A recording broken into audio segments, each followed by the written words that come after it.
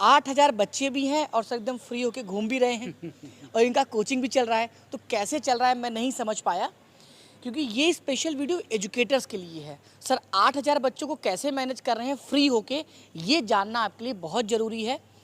और सर की जर्नी कहाँ से शुरू हुई, ठीक है। और ये डेमोक्रेसी का फोर्थ पिलर जो है ना वो एडुकेशन को बनाना चाहिए राइट कि थर्ड पिलर तक तो सारी चीज़ें चल रही हैं, कार्यपालिका, न्यायपालिका, विधायिका सब चल है जो ऑनलाइन में अपनी जगह बनाना चाहते हैं आज के टाइम पे, तो एज ए टीचर, क्योंकि आप एज ए सीनियर उनको सजेस्ट कीजिए कि उनको किस माइंडसेट से जाना चाहिए, क्योंकि आपको पता है आपको भी क्रिटिसिज्म बहुत झेलना पड़ता होगा। या मेरे व्यूज़ नहीं आ रहे हैं, वायरल नहीं हो रहे हैं, थैंक गॉड कि आप वायरल नहीं हो रहे हैं। राइट। अगर आप वायरल नहीं होंगे तो आप स्टेबल हो पाएंगे। चीज़ों को सुधारने की कोशिश कीजिए, अपने आप को इवेलुएट कीजिए। हेलो हाय नमस्ते, कैसे हैं आप सब। Welcome back to our YouTube channel. और आज मेरे साथ हैं आकाश सर। आकाश सर कैसे हैं। बढ़िया। और मैं कलकत्ता आया हूँ।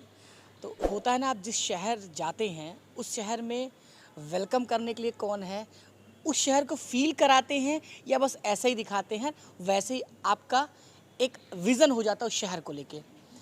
तो आज मैंने ये भी देखा कि सर बहुत बड़ी ऑफलाइन कोचिंग है इनके पास, जिसमें 8,000 बच्चे हैं। 8,000 बच्चे भी हैं और सर एकदम फ्री होके घूम भी रहे हैं और इनका कोचिंग भी चल रहा है। तो कैसे चल रहा है मैं नहीं समझ पाया, क्योंकि ये स्पेशल वीडियो एजुकेटर्स के लिए है। सर 8,000 बच्चों को कैसे मैनेज कर रहे हैं फ्री होके, ये जानना आपके लिए बहुत ज़रूरी है। और सर की जर्नी कहाँ से शुरू हुई, ठीक है, और यूट्यूब पे चैनल कौन सा है वो सर बताएंगे। सर नमस्ते, कैसे हैं आप। एक्चुअली इसमें एक छोटा सा करेक्शन है। मेरा जो कोचिंग है वो ऑनलाइन है, इसलिए मैं 8,000 बच्चों को मैनेज कर पाता हूँ। अदरवाइज़ अगर वो ऑफलाइन होता तो शायद ये एक बड़े कॉलेज की तरह होता जिसको मैनेज करना बहुत मुश्किल होता। क्योंकि 8,000 बच्चे सर बहुत होते हैं। मैं एक्चुअली एक ही बैच पढ़ाता हूँ अच्छा। और एक साल में एक ही बैच होता है और उसमें एक ही बार में एडमिशन होता है। ठीक है। तो ये एक्चुअली पूरा सिस्टम, फॉर्चुनेट बोलिए या अनफॉर्चुनेट बोलिए, ये कोरोना की देन है। हाँ क्योंकि चीज़ें जो होती थी ऑनलाइन आ रही थी, मैं ऑफलाइन पढ़ाता था। हाँ बट जब ऑनलाइन आई तो घर से शुरू किया खुद से ही पढ़ाना। और हाँ। इस मामले में फॉर्चुनेट हूँ कि अभी 1.58 के सब्सक्राइबर हैं आपके यूट्यूब पे। अपने ऐप में मेरे 8,000 से ऊपर बच्चे हैं। और ये तो अभी शुरुआत है, आगे पूरी मतलब जर्नी ही बाकी है। तो अच्छा, एक और सर जो एजुकेटर मुझसे पूछते हैं ज़्यादातर, जैसे नोटबुक के नाम से सर का यूट्यूब चैनल है, आप वहाँ देखेंगे तो एक लंबी फैकल्टी है, राइट, जो कि वो अलग अलग विषयों पे टीच करते हैं, ठीक है।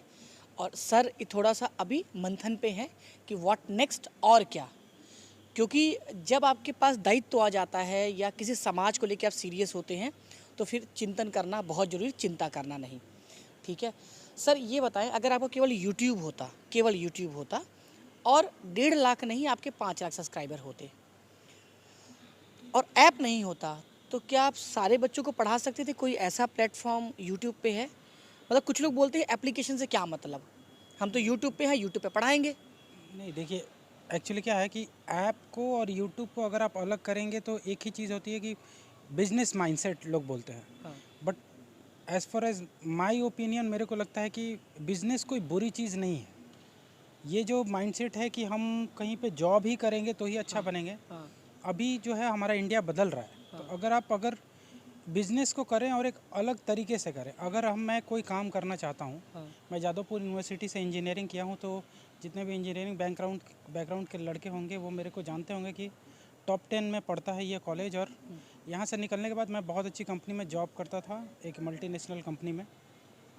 तो उसके बाद अपने काम के लिए आना, टीचिंग प्रोफेशन में आना, बाई चॉइस आना। और आप जिस भी पोजीशन पे हों, अगर आप सोचते हैं कि ये बिज़नेस माइंडसेट है, तो मैं इसको पूरे तहे दिल से स्वीकार करता हूँ कि हाँ, ये बिज़नेस है।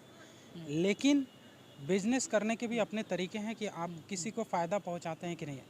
अब मैं एक अगर इंडिपेंडेंट आदमी हूँ, मेरी एक फैमिली है, तो मैं तो ये नहीं चाहूँगा कि मैं भीख मांग के खाऊँ, ठीक है। राइट। तो डेफिनेटली अगर मैं बिज़नेस करता हूँ तो इसको गलत तरीके से लेना, मैं कितना किसी को फ़ायदा पहुँचाता हूँ, मेरा जो फ़ी स्ट्रक्चर है वो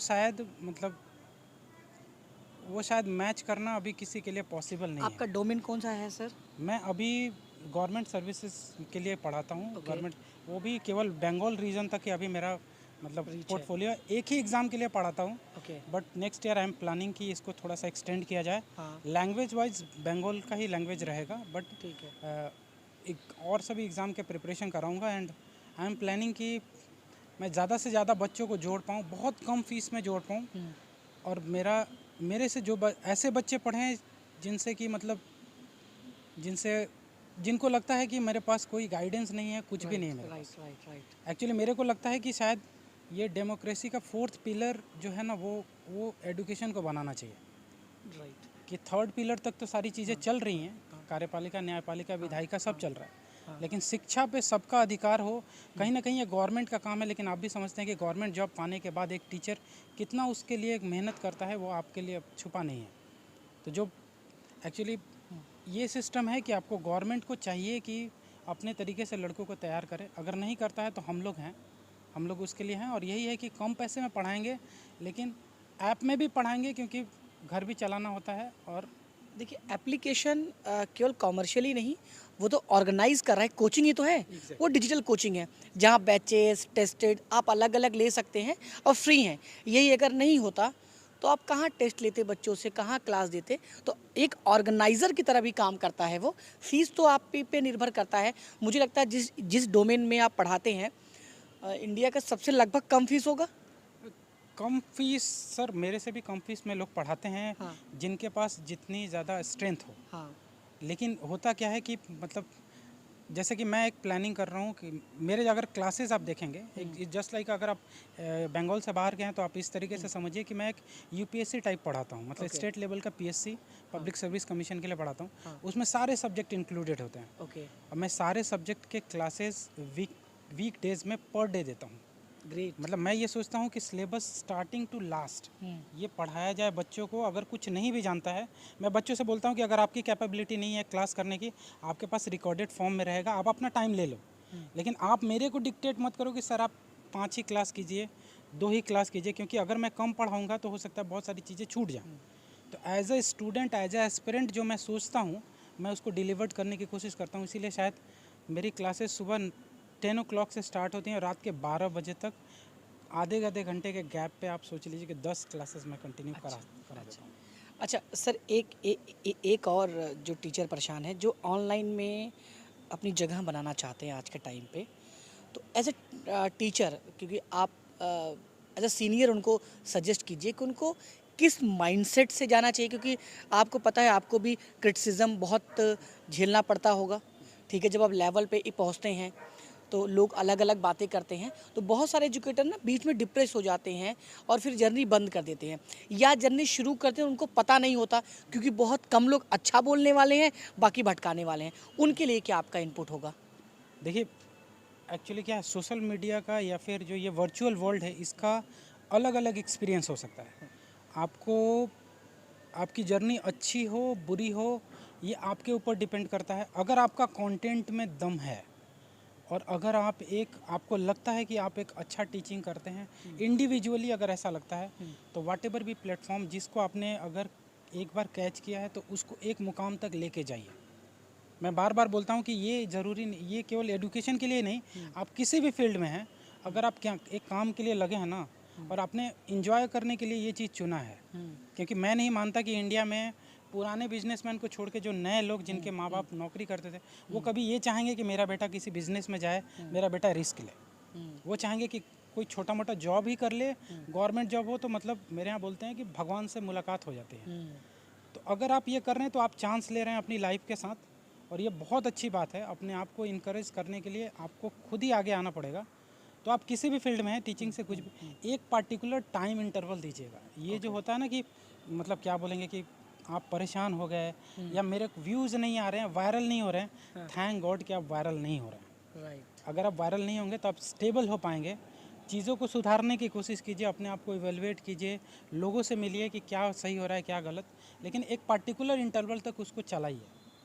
अगर बीच में ही आप छोड़ने का ऐसा डिप्रेशन का आ रहा है, तो मैं बोलूँगा कि यू डिज़र्व दैट कि आप डिप्रेस्ड हैं। अगर आप अपने आप को मोटिवेट नहीं कर सकते तो फिर आपको मतलब आप सोचते हैं कि चंदन सर या मैं या कोई और आपको मोटिवेट कर पाऊँगा, तो लाइफ इतनी फास्ट हो चुकी है मेरे भाई कि उसमें आपका कोई भी मतलब कोई नहीं है आपके लिए। आप जितने भी लोग हैं वो आपके लिए पॉजिटिविटी के लिए, जब तक आप खड़े नहीं हैं आपके लिए कोई खड़ा नहीं है। बिल्कुल, बिल्कुल सही कहा सर ने, जो वायरल वाली बात, ठीक है, कि अच्छा है वायरल नहीं है, आप एक स्टेबिलिटी के साथ चल सकते हैं। अदरवाइज़ क्या है ना, जल्दी होता है, अरे ये नेम मिल गया, ये फेम मिल गया, ये कर लो, वो कर लो, ठीक है? उसमें क्या होता है कि आप डिप्रेस्ड हो जाते हैं और पीछे जाना शुरू कर देते हैं। ठीक है सर, काफ़ी लंबा वीडियो हम लोगों का, हाँ, हाँ, हाँ, हाँ, छोटी सी चीज़ होगी हाँ, कि अगर आप इस ऑनलाइन प्लेटफॉर्म पे आना चाहते हैं या फिर आ चुके हैं, हाँ, तो आप अपने आप को टेक्निकली डेफिनेटली अपडेट करें। हाँ, और जितना भी हो सके, जैसे चंदन सर से मैंने इनसे ये पहली बार कलकत्ता आए हैं, मीन्स इनसे वर्चुअल बात हुई थी, तो इन्होंने, अगर आप देखिए तो बाई प्रोडक्ट मेरा उतना हेल्प नहीं किया, लेकिन जब मैं शुरुआत कर रहा था, जब मैं अपने आप की जर्नी स्टार्ट कर रहा था, तो मेरी जर्नी में बहुत बड़ा सपोर्ट, टेक्निकल सपोर्ट इन्होंने दिया था। वो किस तरीके से दिया था, एक बहुत लंबी जर्नी है, बहुत लंबी बात हो जाएगी उसके लिए। तो मैं बोलूँगा कि अपने आप को टेक्निकली अपडेट कीजिए। अगर आप स्मार्ट इन्फो विज़न पे हैं तो आप ये चीज़ देखते रहिए कि नया क्या आ रहा है, कैसे आ रहा है। और ऐसे लोग शायद हमारे लिए, वो आप बोल सकते हैं कि we are just like a diya baati बोलते हैं ना, कि इनके बिना नहीं चल सकते। ये लोग हमारे लिए टाइम देते हैं कि हाँ, हम टेक्निकली कितने साउंड हो सकते हैं। जैसे वो मेरे पास आए हैं अभी, इनको कोई मतलब नहीं है, ऐसे मिलने के लिए आए थे, अचानक से इन्होंने मेरा स्टूडियो देखा, बोला कि सर कैमरे का सेटिंग सर अगर ऐसे हो जाता, मैं एक आदमी भेज दूंगा, वो आपका ऐसा ऐसा कर देगा।